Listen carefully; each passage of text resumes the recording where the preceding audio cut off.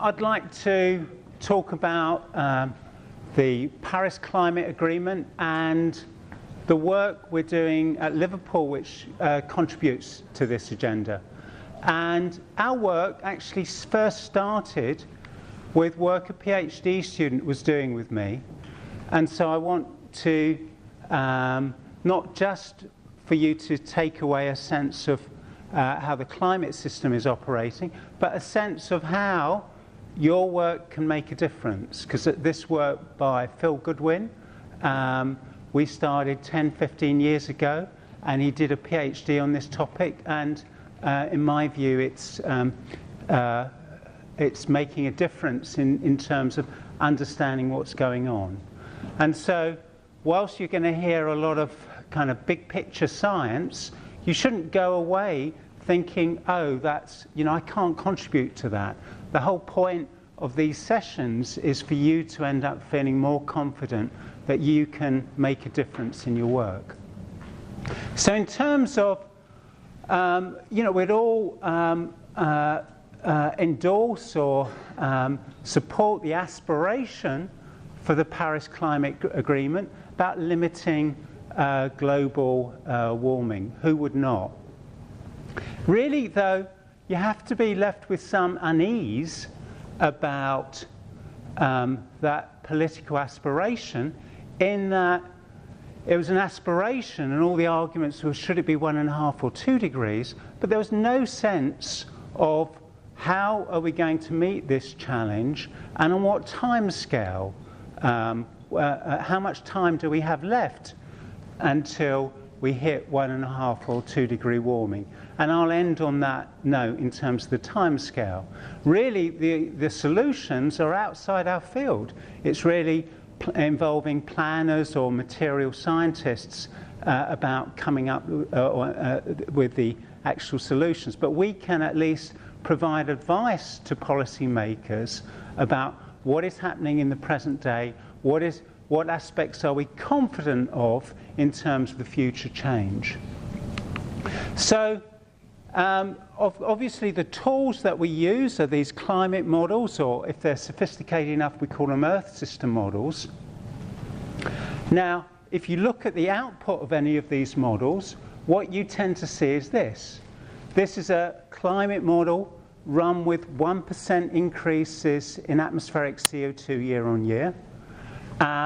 This is surface warming, and they project out for 140 years, or you can put more realistic forcing and think about the changes over the next 100 years. And when you look at it in that sense, it looks somewhat confusing. You've got an array of different outcomes. So there's uncertainty if you look at it in terms of the warming versus time. And so there's a legitimate question about what's the cause of this uncertainty, particularly if we're trying to provide advice to policymakers as to how society should change. Now, what turns out to be very useful is if instead of plotting surface warming against time, you plot it against how much carbon we emit to the climate system. Then you end up with actually a very simple answer. The dots represent the outputs from an individual climate model. And what you can see here, that the same colour dots form pretty much a straight line, meaning that surface warming increases nearly linearly with how much carbon we emit. So a policy message at its simplest level is very simple. The more carbon we emit, the warmer it will become. Now, the problem is, which of these projections would you choose to believe? This represents 9 or 10 different climate models. If we put in more complicated forcing, you've again got this array of different outcomes. And these differences matter if we're trying to work out how much carbon we can emit before we reach 2 degrees warming, we've got some choices. If we follow this line and then look down, we could say we've got 400 petagrams of carbon we can emit before we hit 2-degree warming. Or if we choose another suite of models, it's 1,400. So this uncertainty, you know, as a community, we need to do better than that. At the very least, we need to understand why we've got this wide spread of outcomes. Now, there's a climate metric that I'm going to refer to in this talk, and it's called the Transient Climate Response to Emissions, or the TCRE. And effectively, it's just this slope of these coloured dots. Okay? So what I want to do is try and understand, why are we getting these different responses? And this is then important because it affects how much carbon we can, as a society, emit. So already there's a question about what are the underlying processes that are dictating this solution. It could all be due to the atmosphere, the ocean, terrestrial, or cryosphere processes. A priori, it's very hard to provide a convincing argument that it's any that identifies which of these is the real driver. And posing that in a different way, these changes could involve thermal changes in the system, carbon changes, or non-carbon changes that alter the radiative forcing. So there are different, so we can see that the models have different dependencies, but we don't understand which part of the climate system is dominating it and whether it's thermally driven or carbon driven. And so what I want to do is show one way of looking at this, and it does involve a few definitions. So I'm going to think about things simply in terms of, if we emit carbon, what does it do? Well, it increases the atmospheric carbon dioxide, that alters the radiative forcing, and that leads to a surface warming. Now, there can be feedbacks and all sorts of processes that can alter that, but that response to a perturbation, I think all of us would agree that's a plausible pathway. Then mathematically, we can represent that sense of causality in the following manner. We can represent the carbon emission. I'm going to write that as IEM. That's the cumulative carbon emission since the pre-industrial era. So that's in units of petagrams of carbon.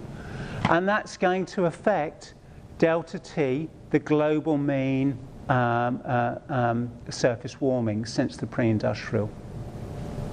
Now, I can connect these processes in this way. We can connect them in terms of a carbon dependence times a sort of a ratio of the radiative forcing and the carbon forcing, and then a thermal effect. So mathematically, I'm going to write this as changes in the radiative forcing due to carbon dioxide over emissions, then multiplied by this ratio, and then the warming over radiative forcing.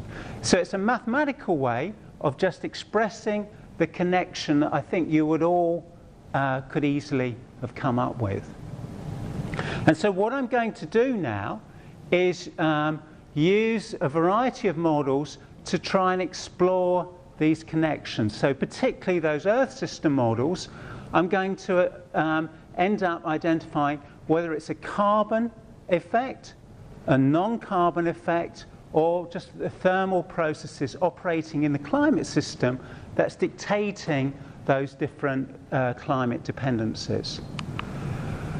So, so this is really a simple identity. You can actually meld in theory to work out functional forms for these terms.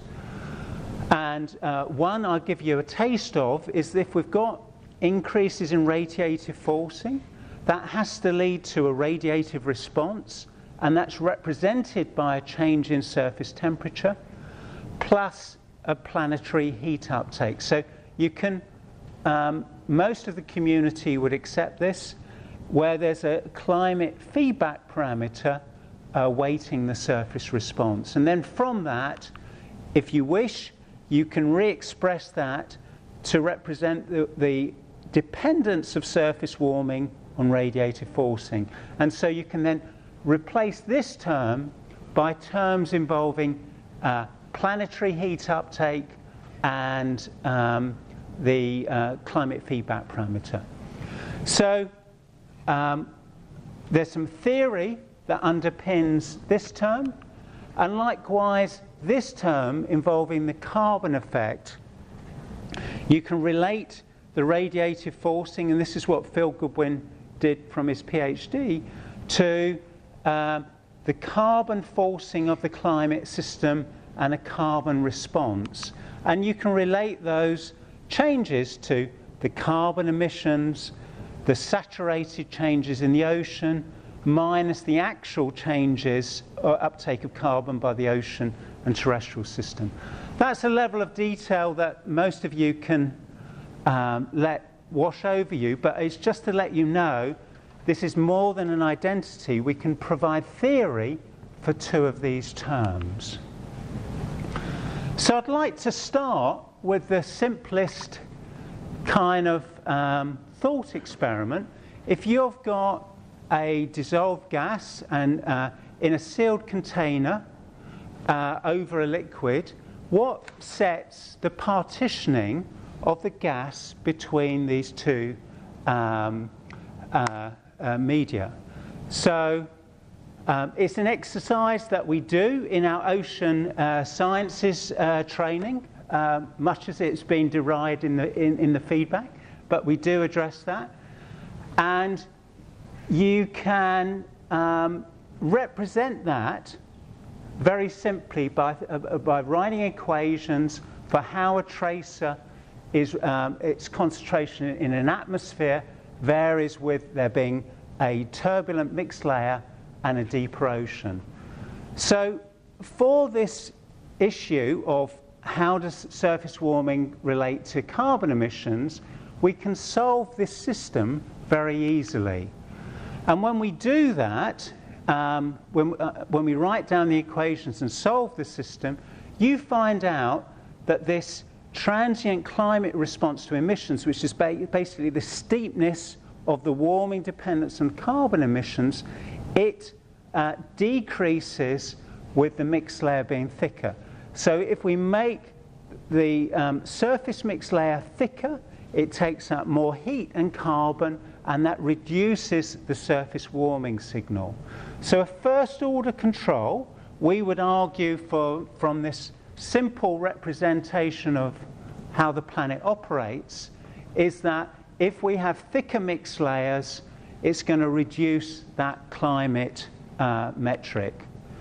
Taking that further, you can think about the exchange between the mixed layer and the interior, and if you solve for that, you find if there's a more rapid transfer, then again this TCRE reduces. So in a simple representation of the system, we've got an understanding of the first order control of this climate metric.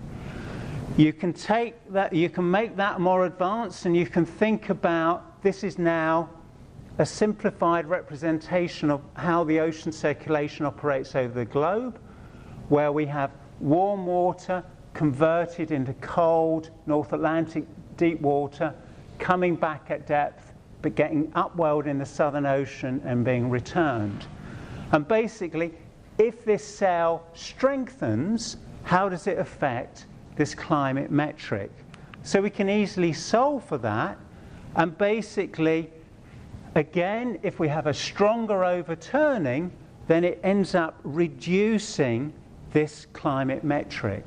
So there are three first order changes, very simple changes of the thickness of the mixed layer, the ventilation and the overturning, which all will alter this climate metric.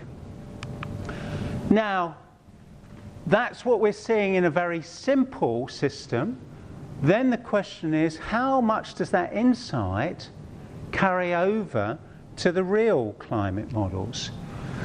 So what we've done here is take these climate models. So this is the slope of warming versus carbon emissions.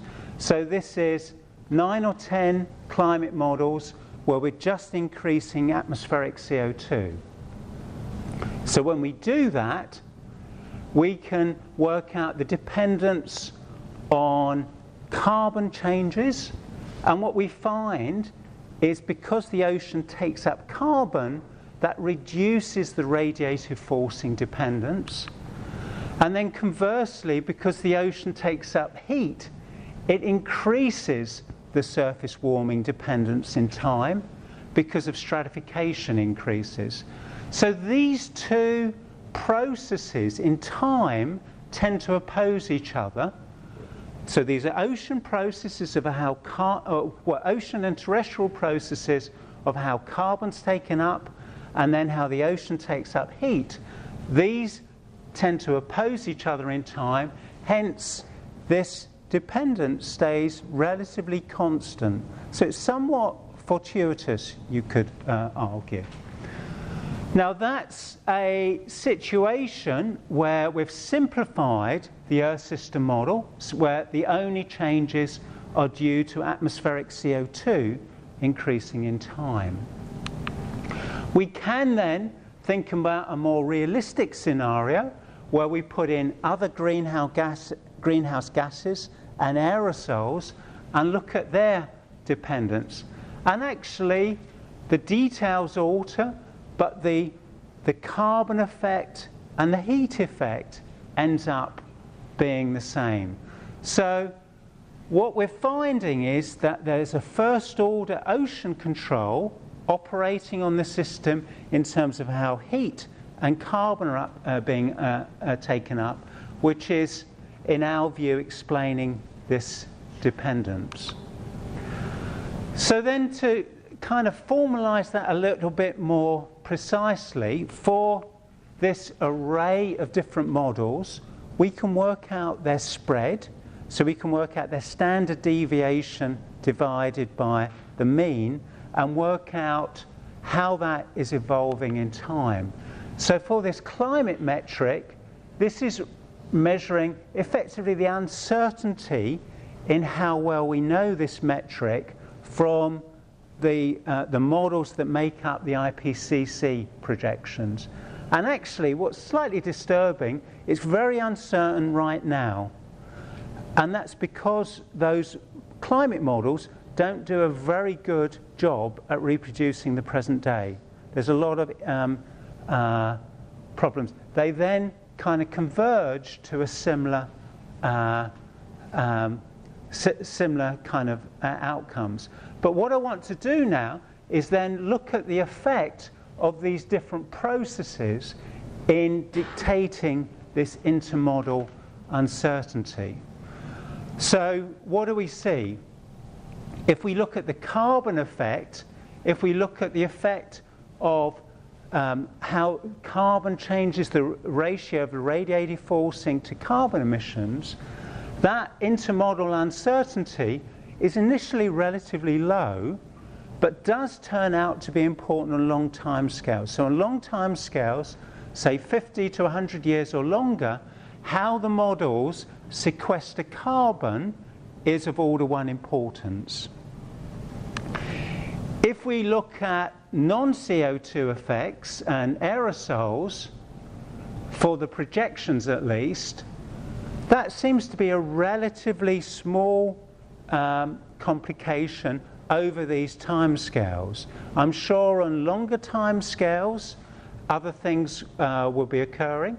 I don't think the projections probably adequately include all of the aerosol perturbations, but at least for the suite of current Earth system models, the non-CO2 radiative effects are relatively unimportant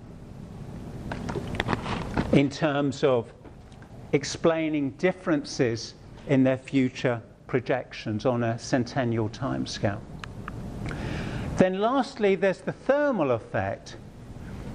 And this is very striking. What we can see is our uncertainty for how this climate metric operates is very much being controlled by this term, the surface warming dependence and radiative forcing. So I'd just like to explain that slightly more. That term depends on two things. It depends on how the planetary system takes up heat. Now, 95% of that heat is being taken up the ocean, so it's the ocean heat uptake. But the other term it depends on is the climate feedback parameter. And this is an emergent property of a model representing the feedback processes that operate in the climate system. So that's where the feedback processes, say, from clouds and water vapor, perhaps sea ice as well, feedback on the system. So those intermodal differences in how those feedback processes operate and the heat uptake are leading to, that's the main cause of differences in this climate metric, the warming dependence on emissions. So that represents the kind of the core, or our view of the core response in the IPCC models. Now, what we've also been doing more over the last year or so, and Phil Goodwin's been leading this, he's been using a very simple model, but in a novel way. Firstly, the model is written in a way it is in accord with our theory, which is always good. But this box model, and you can download it on your phone and run it on your phone, there's lots of poorly known parameters that can be assigned in this model. And so what he does is take an ensemble approach, and he actually takes multiple choices of all these poorly known parameters and comes up with maybe 30 million different ensembles. But then what he does is then checks to see which of those ensembles, when the model's integrated over the last 150 years, which of those are in accord with two things: how the surface temperature increases in time and how ocean heat content increases in time.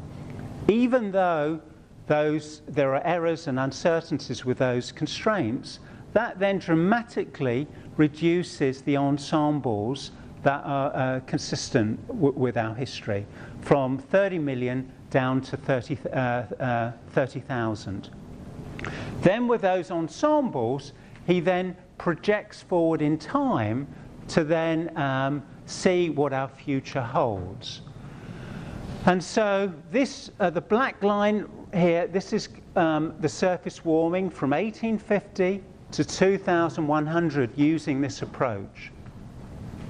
I haven't got it shown here, but the CMIP 5 models would have a much wider window for our future projections. The blue represents the spread, probably one standard deviation spread of the ensemble projections. And so by design, this his models ensembles are forced to be in accord with within uncertainty bounds of the observations. He then projects forward in time. Then on that basis, we can then work out how much carbon we can emit. So for 2 degrees warming, we would argue that there's 380 to 520 petagrams of carbon. So if we continue to emit at 11 petagrams of carbon per year, then this 2 degree warming is reached in 2052 to 2064. If we had done this, if we do this for 1.5 degree warming, basically we hit 1.5 degree warming in about 17 to 19 years. Now, those different results are important.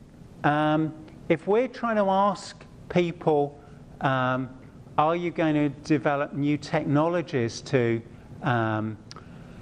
prevent warming, the timescale, 15 to 20 years, is way too short to accommodate that. So in reality, the implications of Phil's work is that 1.5 degrees, we have to almost start accepting that that will happen. But for 2 degrees, we've got maybe 30 to 40 years, which is sufficient time to develop new approaches and deal with this problem. Yeah, so sorry, the numbers are here. 1.5 degrees warming, 17 to 18, 2 degrees, 35 to 40. So there's possibly enough time to develop new technologies to avoid the 2-degree warming. I guess one positive story here is this is a plot I got from the Grantham Institute. This is showing the carbon emissions from the UK, and from 61 onwards there's been actually a slight drop, and that's due to the move away from coal-fired power stations. But at the same time, the GDP has gone up. So there used to be a view that any views of changing, moving away from carbon-based economy would mean that your standard of living would have to drop. And that is shown not to be the case for many European countries. I think this is for the UK, but it holds for other European countries as well. So what we're moving on to do next is to try and understand more the mechanisms that are operating here, try and work on the historical data and provide these bounds. So we're currently involved in a paper we've just submitted, which is trying to understand the bounds for these future carbon budgets. And what we find is that there's a lot of uncertainty for these bounds, but if you constrain your models with historical data, then there becomes more consistency. So what I'd like to just finish on, as this is a student conference, is the lessons to you as the students here.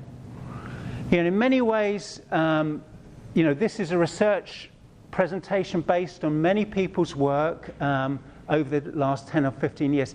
And so the danger is it can always sound as if, I can't really contribute to this. But I would like to argue you can make a lot of insight and progress with simple conceptual models.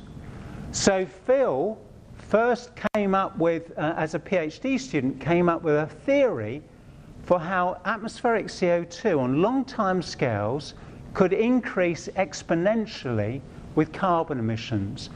The full line is his theory, and the black boxes is what the MIT GCM run out for several thousand years was showing. And there was good agreement there. And how he got to this theory was quite interesting. He wrote down a mathematical expression and wanted to solve this, and then just speculated on, for this integration, what would happen if this term was relatively constant. And if that is true, then you can end up with an exponential form. And it was, at one level it was drawing on theory, at another level it was trial and error, and he just stumbled on this point that this term turned out to be relatively constant, and you ended up with this exponential relationship. And he did this about probably about 15 years ago now. Then secondly, admittedly this is with a postdoc Anna, but it could easily be done with a PhD student, we've constructed very simple representations of the ocean and solve for how heat and carbon are transferred. And we would argue that's giving us a first order understanding of how these very complex Earth system models are operating. Now, it's impossible for me to organize the running of one of these complex Earth system models, but something like this you can write in MATLAB or Python relatively easily, and you can solve these problems, and through that way you gain insight. So what I would try and encourage you and reassure you is your work can make a difference, because I think Phil's work with me 15 years ago is now coming to has come to a maturity, and where we're now feeding into this agenda. Okay, thanks very much.